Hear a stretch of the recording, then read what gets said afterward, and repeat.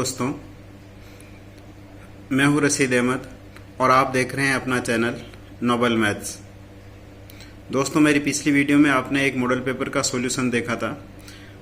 आज हम एक दूसरा मॉडल पेपर सोल्व करके देखेंगे। इस वीडियो में आप देखोगे ये जो प्रश्न बैंक है कक्षा 10 का जो है मॉडल पेपर इसमें दे रखे हैं। बहुत सारे जो है इसमें नमूने के प्रश्न पत्र दे रखे हैं। ये भी राजस्थान सरकार के द्वारा जारी किया गया है, बोर्ड के द्वारा जो जारी किया गया है नमूना प्रश्न पत्र है। तो आज हम नमूना प्रश्न पत्र 1 का सॉल्यूशन देखेंगे। तो पूरी वीडियो में मेरे साथ बने रहिए।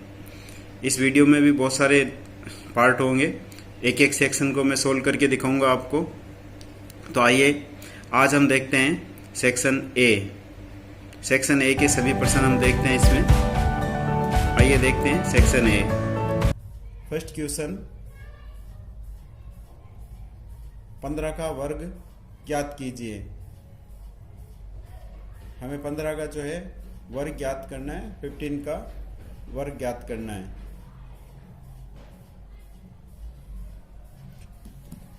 तो देखिए 15 का वर्ग आप जानते हो, आप चाहो तो 15 को 15 से मल्टीप्लाई कर दो या जो है इसको वैदिक विधि से निकाल लो। इसका आंसर आ जाएगा 225। 15 को 15 से गुणा करेंगे तो 225 आ जाएगा। सेकंड क्वेश्चन देखिए, निम्नलिखित में से बहुपद नहीं है। इसमें से बहुपद कौन सा नहीं है ये हमें बताना है। तो इसमें से डी हो जाएगा, क्योंकि बहुपद का मतलब होता है जिसमें एक से ज्यादा पद हो। तो यहाँ पे जो है डी के अंदर केवल 7 लिख रखा है, इसमें एक ही पद है, तो ये बहुपद नहीं होगा। तीसरा क्वेश्चन हमें दे रखा है 3x² + 7x + 4 में शून्यांकों का गुणनफल कितना होगा।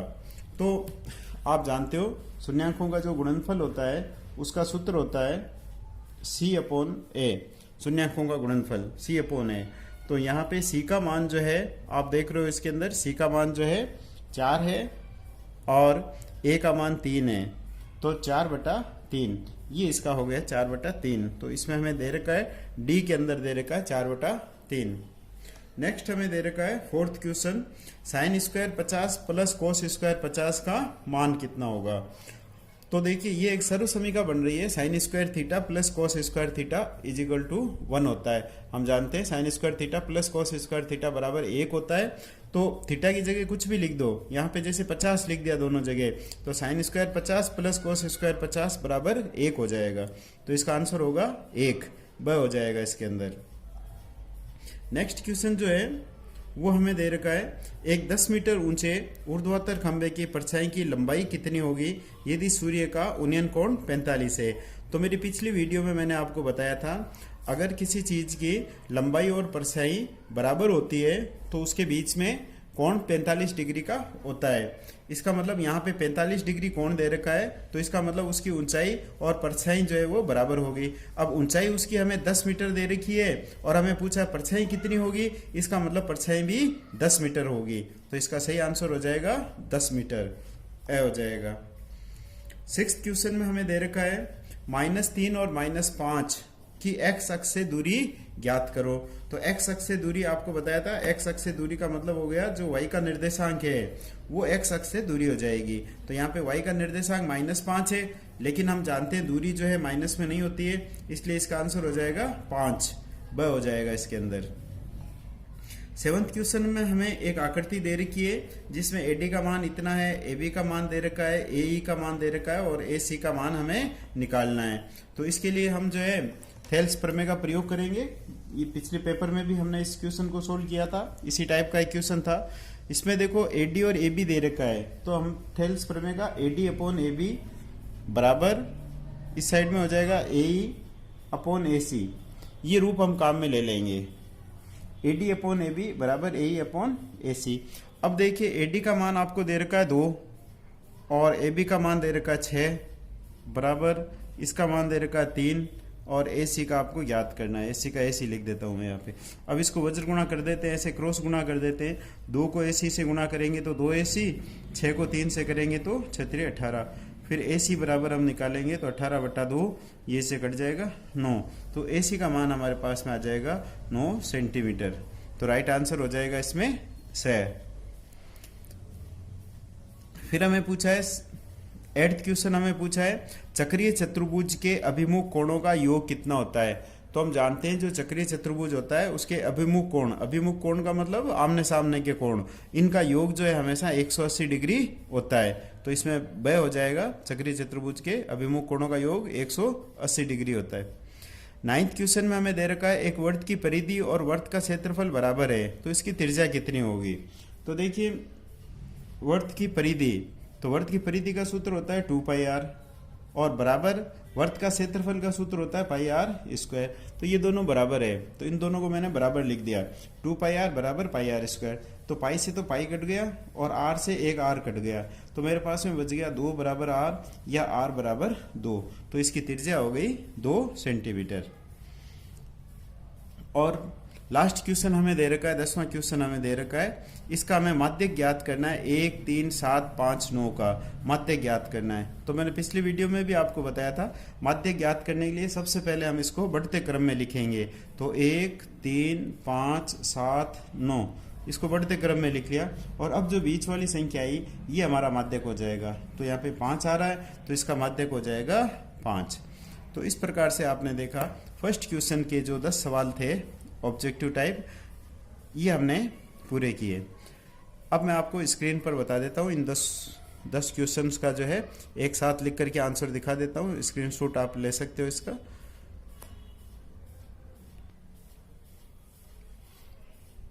ये देख लीजिए आप, इन सभी का आंसर मैंने ऐसे सारणी में लिख करके बता दिया। एग्जाम में भी आप ऐसी एक सारणी बना सकते हो। अब हम आगे देखते हैं प्रश्न नंबर 2।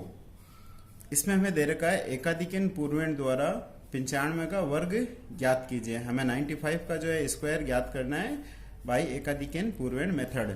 तो एकाधिकन पूर्वेण से आप जानते हो, एकाधिकन पूर्वेण के द्वारा जब 95 का करेंगे तो इसको 9 को इसके एकाधिक से गुणा कर देंगे और 5 का जो है वर्ग यहाँ पे कर देंगे।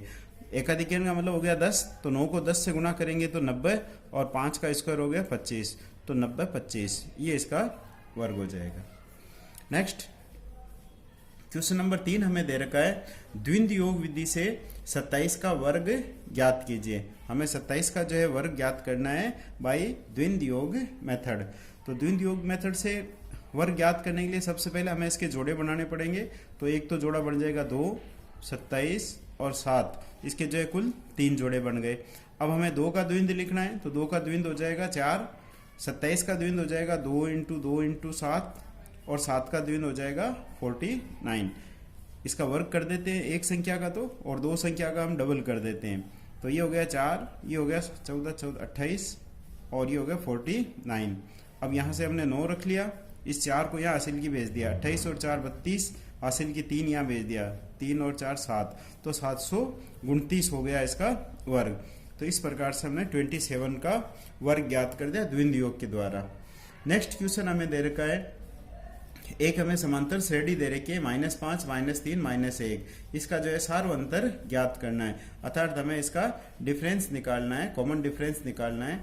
और हमें दे रखी है AP -5 और -3 और -1। तो इसका डिफरेंस निकालने के लिए हम दूसरे पद में से पहले पद को घटा देंगे। तो -3 -5, तो ये हो जाएगा -3 और +5, तो यहाँ पे आ जाएगा D का मान 2 आ जाएगा, +2। नेक्स्ट क्वेश्चन हमें दे रखा है एक पासे की एक फेंक में सम संख्या आने की प्रायिकता क्या होगी। तो पासे के ऊपर जो सम संख्याएं होती है वो 2, 4, 6 ये 3 संख्याएं होती है। तो इसका मतलब इसकी प्रायिकता होगी 3/6 या 1/2। तो पासे पर सम संख्या आने की प्रायिकता हो गई 1/2। नेक्स्ट क्वेश्चन हमें दे रखा है प्रायिकता PE का मान, फिर खाली स्थान दे रखा है के मध्य होता है। तो हम जानते हैं कि प्रायिकता का मान जो होता है वो 0 और 1 के बीच में होता है। प्रायिकता जो होती है वो 0 से छोटी नहीं होती है, हमेशा 0 से बड़ी होती है और 1 से छोटी होती है। अर्थात प्रायिकता का मान जो है वो 0 और 1 के बीच में होता है। नेक्स्ट क्वेश्चन हमें दे रखा है वाहनों के लिए आवश्यक PUC का पूरा नाम लिखिए। तो ये मैंने अपनी पिछली वीडियो में भी बताया था। PUC का पूरा नाम जो है पोल्यूशन अंडर कंट्रोल सर्टिफिकेट, प्रदूषक नियंत्रण प्रमाण पत्र। नेक्स्ट क्वेश्चन है रुकने की दूरी का समीकरण लिखिए। ये भी मैंने पिछली वीडियो में आपको बताया था, पिछले पेपर में। रुकने की दूरी जो है वो होती है प्रतिक्रिया दूरी प्लस अवरोध दूरी, reaction distance plus brake distance. Next question जो है क्वेश्चन नंबर 9, इसमें हमें दे रखा है दो बिंदु दे रखे हैं 2, 3 और 5, 7 और हमें इसके बीच की डिस्टेंस निकालनी है। तो ये x1 y1 का मान हो गया और ये x2 y2 का मान हो गया। डिस्टेंस निकालने के लिए हमारे पास में एक फॉर्मूला होता है d बराबर under root x2 minus x1 का whole square plus y2 minus y1 का होल स्क्वायर। इन सब के इसमें मान रख देता हूं मैं यहाँ पे। तो ये हो गया 5 माइनस 2 का स्क्वायर प्लस 7 माइनस 3 का स्क्वायर। 5 माइनस 2 ये हो गया 3, 3 का स्क्वायर करेंगे तो 9, 7 माइनस 3 ये हो गया 4, 4 का स्क्वायर करेंगे तो ये हो गया 16, 16 और 9 हो गए 25 और 25 का वर्गमूल निकालेंगे तो 5 आ जाएगा। तो इन दोनों के बीच की डिस्टेंस आ जाएगी 5। नेक्स्ट क्वेश्चन हमें दे रखा है दो समांतर रेखाओं से समान दूरी पर स्थित बिंदुओं का बिंदु पथ बताइए। तो दो जो समांतर रेखाएं होती है, ये दो समांतर रेखाएं मान लो हमारे पास में, इन दोनों रेखाओं से समान दूरी पर स्थित बिंदु, तो इस पे जो समान दूरी होगी वो होगी इन दोनों के बीच में खींची गई एक समांतर रेखा। इन दोनों के बीच में अगर हम एक समांतर रेखा खींच दे, वो इन दोनों रेखाओं से समान दूरी पर स्थित बिंदुओं का बिंदु पथ हो जाएगा। तो इसका राइट आंसर हो जाएगा दोनों के मध्य खींची गई समांतर रेखा। लास्ट क्वेश्चन हमें दे रखा है क्वेश्चन नंबर 11, दो पासों को फेंकने पर अंकों का योग 12 आने की प्रायिकता कितनी होगी। तो जब हम दो पासों को फेंकते हैं तो उसकी कुल घटनाएं हो जाएगी 6 × 6 बराबर 36 और योग 12 आने का जो योग है वो केवल एक ही बन रहा है 6 और 6। ये एक जोड़ा ऐसा है जिसमें योग 12 होता है, तो अर्थात इसकी प्रायिकता हो गई 1/36। अनुकूल घटना यहाँ पे 1 है और टोटल घटना जो है वो 36 है। तो योग 12 आने की जो है प्रायिकता हो गई 1/36। तो फ्रेंड्स ये था आपका पार्ट ए जिसमें हमने इन 11 प्रश्नों को देखा। वीडियो पूरी देखने के लिए धन्यवाद। यदि आप मेरे इस चैनल पर नए हैं या पहली बार आए हैं या अभी तक आपने मेरे इस चैनल को सब्सक्राइब नहीं किया है तो चैनल को सब्सक्राइब करें और बेल आइकन को दबा दें। वीडियो को लाइक करें और ज़्यादा से ज़्यादा अपने दोस्तों में शेयर करें। Thank you very much.